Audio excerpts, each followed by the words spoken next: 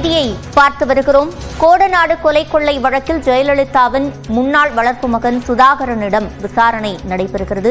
இது தொடர்பான கூடுதல் விவரங்களை செய்தியாளர் குருசாமியிடம் கேட்கலாம். குருசாமி, விவரங்கள். சிவரஞ்சனி, கோடநாடு கொலை கொள்ளை வழக்கு விசாரணை கோவை சிபிசிஐடி அலுவலகத்தில் நடைபெற்று வருகிறது.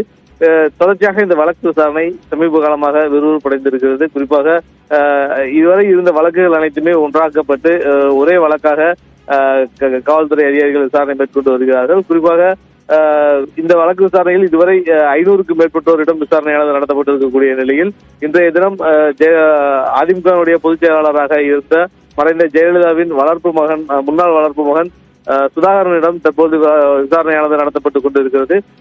கோடநாடு எஸ்டேட்டினுடைய உரிமையாளர்களில் ஒருவராக சுதாகரனும் இருந்து வருகிறார். கோடநாடு எஸ்டேட் ஆனது ஜெயலலிதா, சசிகலா, இளவரசி மற்றும் சுதாகரன் ஆகிய 4 பேர் பங்குதாரர்களாக இருக்கக்கூடிய நிலையில் அந்த கோடநாடு எஸ்டேட்டினுடைய பங்குதாரராக இருக்கக்கூடிய சுதாகரன் இன்றைய தினம் விசாரணைக்காக அழைக்கப்பட்டிருக்கிறார். இதனைத் தொடர்ந்து தற்பொழுது விசாரணைக்காக சுதாகரன் கோவையில் இருக்கக்கூடிய சிபிசிஐடி அலுவலகத்தில் ஆஜராகி இருக்கிறார். கோவை சிபிசிஐடி அலுவலகத்தில் சிபிசிஐடியினுடைய எஸ்பி மாதவன் மற்றும் ஏடிஎஸ்பி முருகவேல், டிஎஸ்பி சந்திரசேகர் உட்பட உயரதிகாரிகள் அனைவரும் இங்கே முகாமிட்டிருக்கிறார்கள்.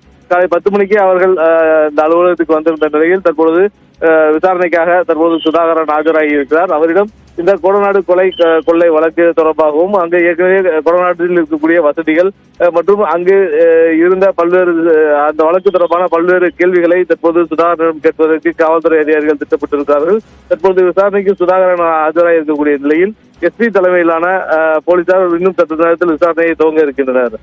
சிவரஞ்சனி, விவரங்களை வழங்கியமைக்கு நன்றி குருசாமி.